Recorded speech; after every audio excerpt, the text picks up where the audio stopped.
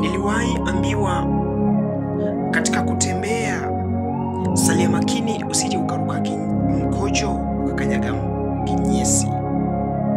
Unapotembea unastahili kuwa makini kwamba ili unaporuka usije ukaruka kitu ambacho ni kidogo zaidi.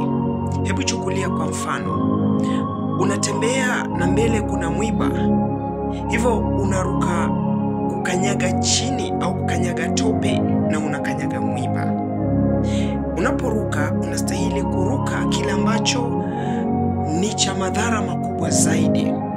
Vile vile katika maisha kuna mambo ya kurukwa, na nyakati zikiwa ngumu zaidi itatubidi tukanyage mkojo ili turuke kinyesi. Licha ya kwamba inakuwa inauma sana kukanyaga mkojo, lakini iwapo itatuepusha na aibu ya kukanyaga kinyesi, heri basi turuke mkojo, turuke kinyesi na tukanyage mkojo. Hebu tafakari, ni lipi bora? Uruke mkojo ukanyage kinyesi au uruke kinyesi ukanyage mkojo?